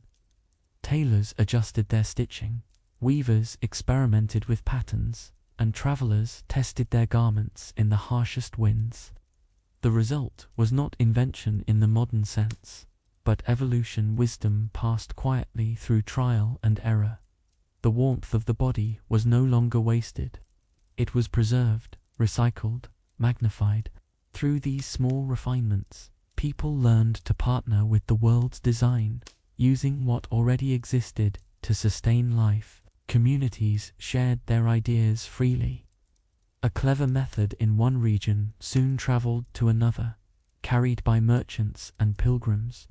Knowledge spread without borders, flowing as naturally as wind and fire. The peasant who built a better stove, the mason who shaped a warmer wall, the mother who found a new way to line a cradle, each contributed to humanity's long conversation with the cold. There were no inventors' names carved in stone, no grand discoveries announced to the world, only steady progress, born from necessity and kindness. These inventions, though simple, reflected a deep understanding of balance. Too much fire, and homes filled with smoke. Too little, and frost crept in. People learned to live in harmony with their own tools, never pushing them beyond what was needed. It was a philosophy as much as a practice, to use creation wisely, to take warmth as a gift, and to share it when possible. In that balance between effort and mercy, humanity found not just survival, but grace. As centuries passed, these humble inventions wove themselves into the fabric of daily life. The hearth evolved into the stove into the fireplace, and the fireplace into the unseen systems that warm modern homes today. Yet, in every layer of that history, the same human touch remained. Behind every device and method was the same desire: to turn cold into comfort, to make night bearable, to bring loved ones closer to the flame. Progress, in truth, was not the abandonment of simplicity, but its refinement. Each generation took what came before, softened it, and passed it on. The creativity of ordinary people was never loud or celebrated. It appeared in moments of quiet need: a mother sewing thicker linings into her children's cloaks, a craftsman testing a new shape for a chimney, a farmer learning where the sun lingered longest on his field. These small insights added up to transformation. History often remembers kings and scholars, but the warmth that saved lives was built by hands that never sought recognition. Ingenuity lived not in the grand halls of invention, but in the quiet corners of homes, where necessity taught wisdom better than any book could. Even in times of scarcity, the mind did not rest. When fuel was low, people learned to use less, to build stoves that burned longer and cleaner. When smoke filled a room, they opened vents or shaped chimneys to guide it upward. When walls leaked heat, they hung tapestries or wove straw between planks. Every problem inspired a solution, and every solution became a lesson passed down. These acts of creativity were not driven by ambition, but by devotion to family, to life, to the belief that warmth was a blessing worth protecting. In some regions, entire communities specialized in the art of warmth. Potters in one valley made clay heaters so well that travelers carried them across borders. Smiths in another crafted iron kettles that could hold heat through the night. These trades became lifelines, connecting villages through exchange. Warmth, once a personal struggle, became a shared achievement. When people traded stoves or blankets, they were not merely selling goods, they were passing on the knowledge of comfort, a gift from one cold world to another. The ingenuity of warmth also inspired rituals of gratitude. In some homes, families would pause at the lighting of the fire each evening, offering a moment of reflection. It was a small gesture, not a ceremony, but a habit, a way of remembering that heat came from mercy, not mastery. The act of striking flint, of feeding flame, became symbolic of life itself. It was a reminder that care and effort were always required to keep things bright. And so, the simple act of tending a fire became a daily acknowledgement of the balance between effort and blessing. Children, watching their parents manage these small miracles, learned early how fragile warmth could be. They learned to cover windows before storms, to dry firewood properly, to carry coals safely. These skills became their inheritance, not wealth, but wisdom. In a world where comfort could never be taken for granted, knowledge was the truest form of protection. By learning how to hold on to heat, they were also learning how to hold on to patience, gratitude, and care for others. The fire was their teacher, steady and silent. As trade expanded, people began to adapt their old techniques to new materials. Iron, glass, and brick replaced wood and clay, making warmth more efficient and durable. Yet the essence remained unchanged. The tools grew stronger, but the purpose was still gentle: to preserve life, to make hardship bearable. Progress did not erase the old ways, it refined them. The warmth of the past continued to live inside the warmth of the present, just as every spark begins from an ember. By the time cities began to rise and machines began to hum, much of this quiet ingenuity was taken for granted. Heat became invisible, flowing through pipes, humming behind walls, summoned at the turn of a knob. But though the effort disappeared from sight, the spirit behind it remained. The comfort people now feel in their homes is the result of countless forgotten hands, builders, weavers, smiths, and thinkers who, century by century, found new ways to carry warmth forward. The ingenuity of warmth teaches something deeper than invention alone. It shows that wisdom does not always come through power or speed, but through patience and observation. The people of old did not control the elements. They cooperated with them. They studied smoke, stone, and sunlight until they understood how to live in balance. In that humility lay true intelligence, the kind that does not conquer nature, but lives gently within its mercy. And so, when we sit in comfort today, surrounded by quiet heat that asks for no tending, we are still warmed by their work. The knowledge they left behind continues to hum beneath our floors, flicker within our lights, and whisper through the walls. Every invention is a continuation of that same dialogue between human effort and divine design. The ingenuity of everyday people is not a relic of the past. It lives in every home, every spark, and every small act of care that keeps the cold from winning. Long before modern comfort, warmth was not something kept, it was something shared. When the air turned sharp and frost crept through the fields, people drew closer to one another, understanding that togetherness could keep out the cold as surely as any fire. The glow of company was a kind of heat that no hearth could replace. In homes, taverns, temples, and simple gathering halls, the chill of winter met its quiet match in the closeness of human hearts.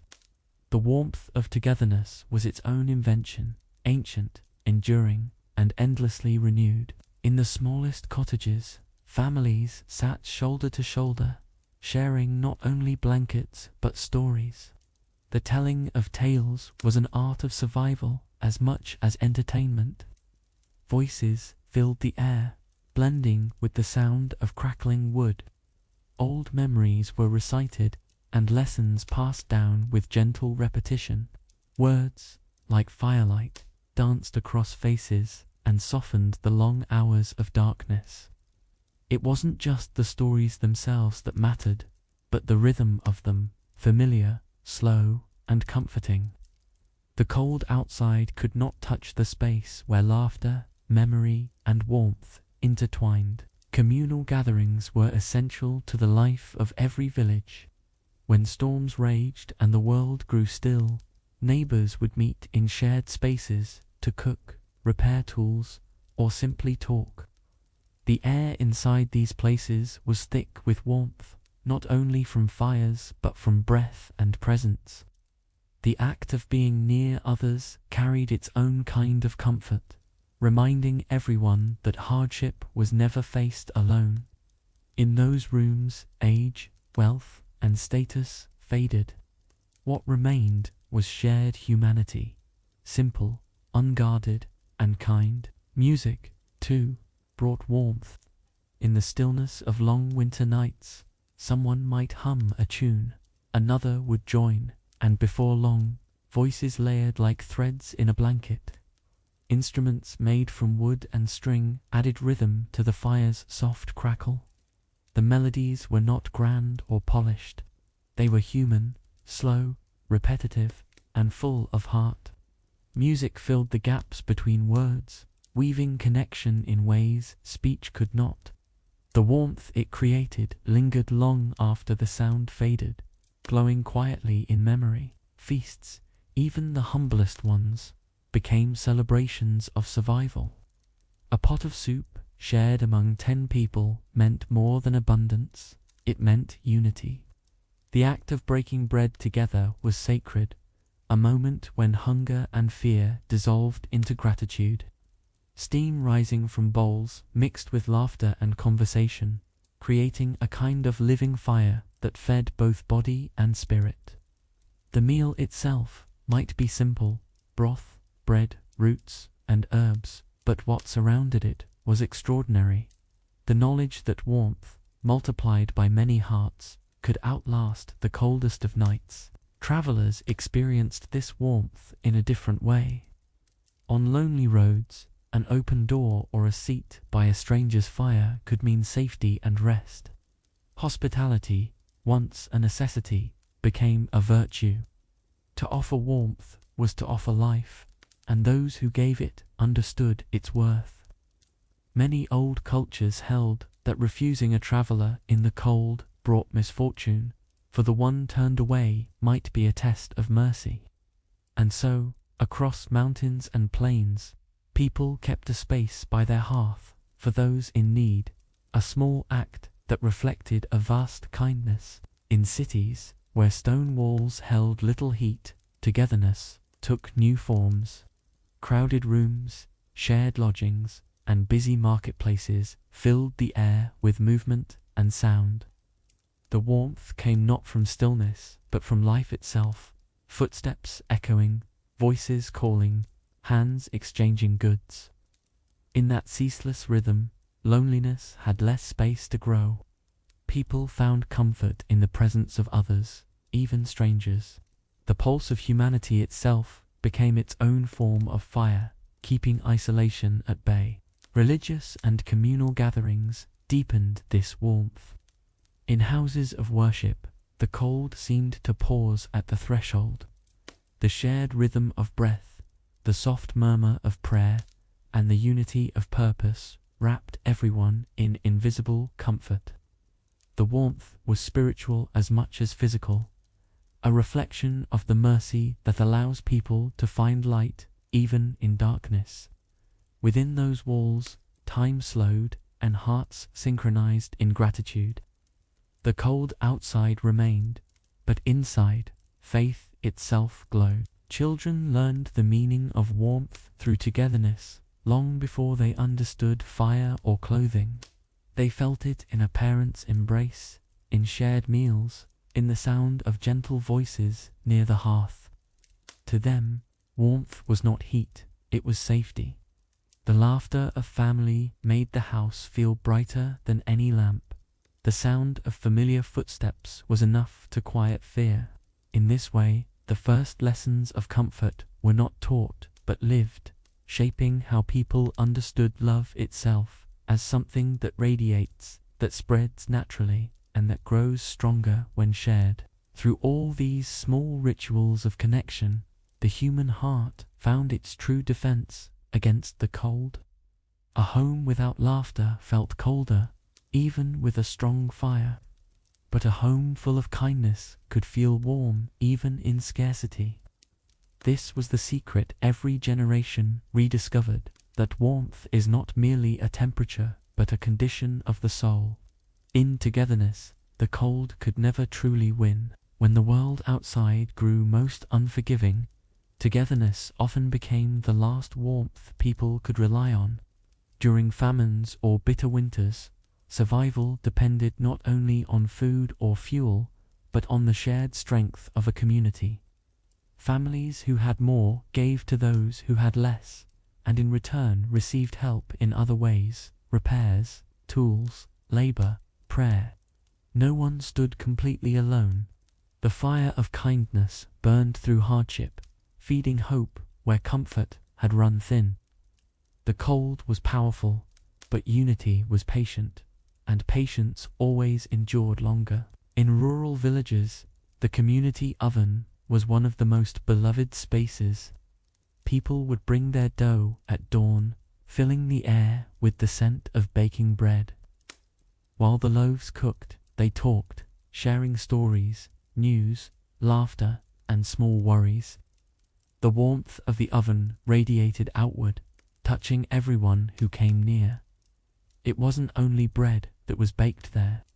It was connection.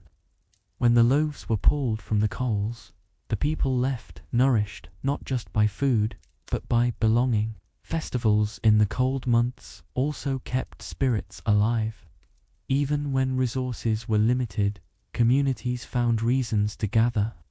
A feast might be small, but it felt grand when held in good company. The sound of drums or the rhythm of clapping hands warmed the air. People decorated their homes with light, shared gifts of craft or food, and reminded each other that the season of hardship would pass. These gatherings were not celebrations of abundance. They were celebrations of endurance, of gratitude, and of shared humanity. Sometimes warmth came through shared silence. On long nights when the wind howled through the trees, families might simply sit together, saying little, listening to the crackle of the fire. The absence of words was not emptiness but peace, the comfort of knowing that nothing needed to be said.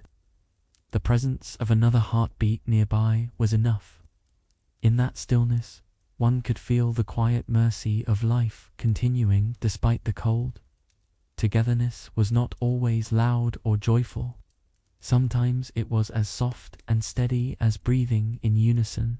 In crowded cities, where cold stone trapped little heat, people found inventive ways to keep warmth alive.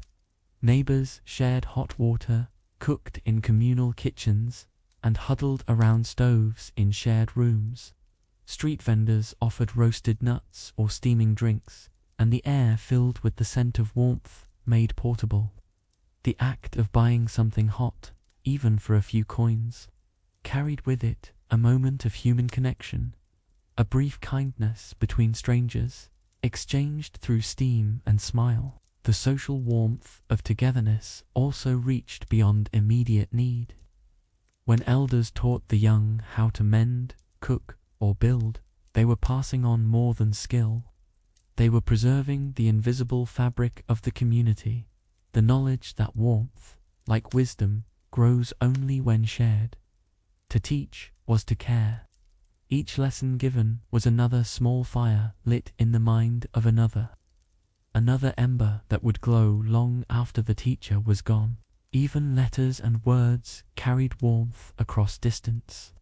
A traveler's note sent home, a message between friends, a simple line of hope written during a storm. These were fires in their own right. The human voice, captured in ink, could cross seas and winters. Reading the words of someone far away reminded the lonely that they were not forgotten. Warmth could travel without flame, carried instead by memory and care. As time passed and the ways of living changed, the need for human closeness remained. Even with walls thick and rooms heated by unseen systems, people still gathered around light, the glow of candles, lamps, or screens, to talk, laugh, and share. The instinct never disappeared. It is a truth older than history, that hearts draw nearer in darkness. The world's cold has never been strong enough to scatter that.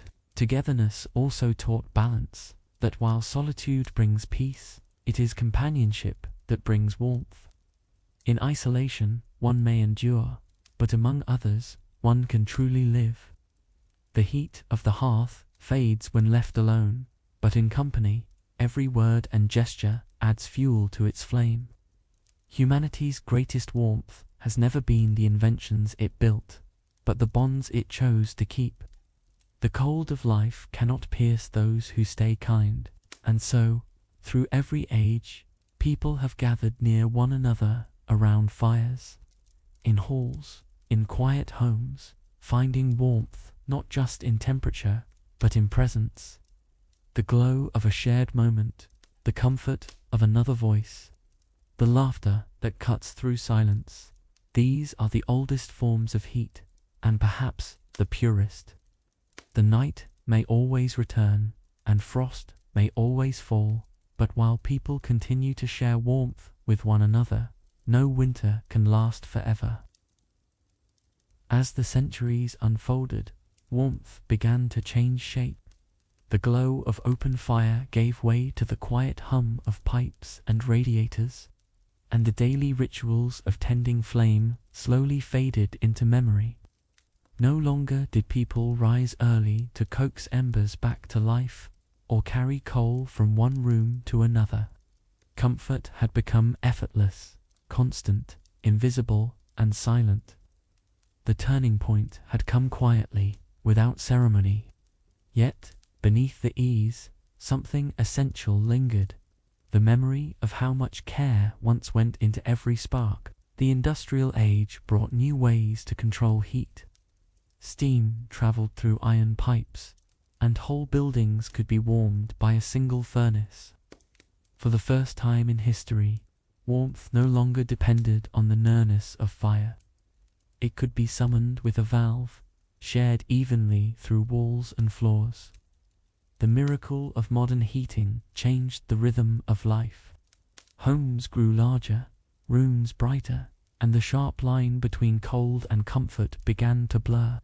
The struggle of keeping warm gave way to constancy, a human triumph born from centuries of observation, patience, and persistence. But comfort always carries memory. The first generation to live with central heating still remembered what it felt like to gather around a single flame. They spoke of the sound of burning wood, the smell of smoke, and the way firelight made faces come alive. They missed the rhythm of tending, the small satisfaction of keeping something living through care. Warmth had become easy, but in that ease it had grown distant. People had learned to summon it, but not to notice it. In older neighborhoods, the traces of the past remained.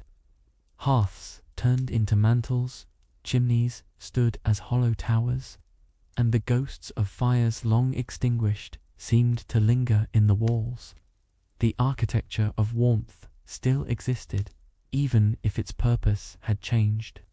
In winter, families still gathered, though now around radiators or the soft hum of heaters. The tools had evolved, but the instinct remained the same: to come together when the air outside grew cold. Warmth, after all, was not only physical, it was emotional, something no machine could replicate. Technology reshaped not only homes but habits. The long evenings once spent beside the fire were replaced by new kinds of light: electric lamps, radios, and later, screens. The world became brighter, faster, less patient. Yet, in quiet corners, some still lit candles or kindled small fires, drawn to that ancient rhythm. The flame's flicker spoke of a different kind of warmth, one that could not be manufactured, only felt. It reminded people that ease and meaning were not always the same. The modern world brought new challenges of its own. The cost of constant comfort, the use of fuel, the distance between effort and result, all became questions for later generations. Some began to look backward, studying the wisdom of those who had lived in harmony with the cold rather than against it. They saw beauty in simplicity and purpose in the old patience. Perhaps the past had not been primitive, but balanced, a time when warmth carried gratitude as well as heat.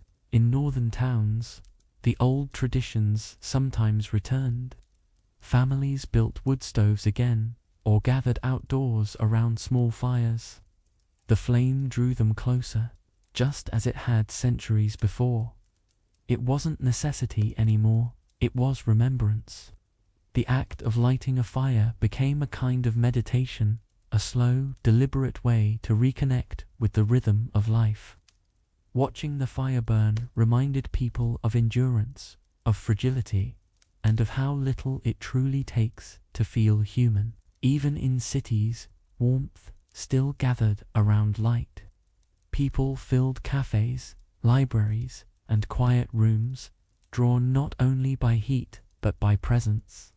The hum of conversation replaced the crackle of wood, yet the purpose remained unchanged: to find comfort in company. In this way, the essence of the hearth survived, disguised in new forms. Where there was laughter, kindness, or shared stillness, there was always warmth. The great gift of modern invention was comfort, but its greater challenge was memory. To enjoy ease without forgetting the work that once sustained it, that became the quiet task of the modern heart. Every radiator, Every flick of a switch carries within it the story of centuries, of fires tended by tired hands, of stoves built by craft, of minds that refused to stop seeking a better way to keep life safe from the cold. And so, as the world moved forward, the story of warmth did not end, it simply changed its shape.